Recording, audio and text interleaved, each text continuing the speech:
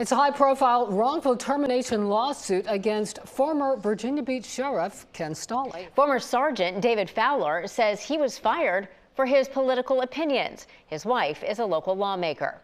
10 on your side's Chris Horn has the latest now from Norfolk Federal Court. Yeah, Stephanie, David Fowler says his rights were violated under the First and 14th Amendments when former Sheriff Ken Stolle decided not to reappoint him back in 2021, even though he had been with the department for 15 years at that point. But Stolle's attorneys painted a different picture behind me today.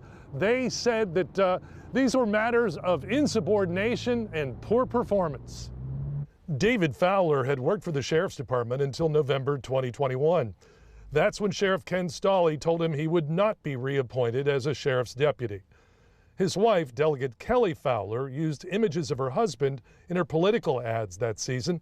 On the stand this morning, Kelly Fowler said she considered Stolle a political enemy.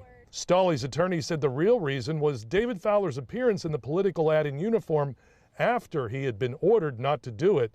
But they also mentioned several performance issues on the job. An inmate was released erroneously in 2019 while Fowler was the intake sergeant, even though that person turned himself back in later. Fowler's evaluations were below the average of similar sergeants for the 4 years leading up to Stolle's decision not to keep him on the department. Fowler's supervisor said he created a morale problem among his coworkers by not filling in gaps in manpower. Kelly Fowler said she notified Stolle that she had video of one of his deputies at the January 6th insurrection and then tweeted that Stolle didn't do anything about it and instead fired my husband. David Fowler is suing for his back pay plus interest, plus he wants his job back. Now keep in mind, Stolle's no longer the sheriff. The jury could have this case before noon tomorrow. Live in Norfolk, Chris Horn, 10 on your side.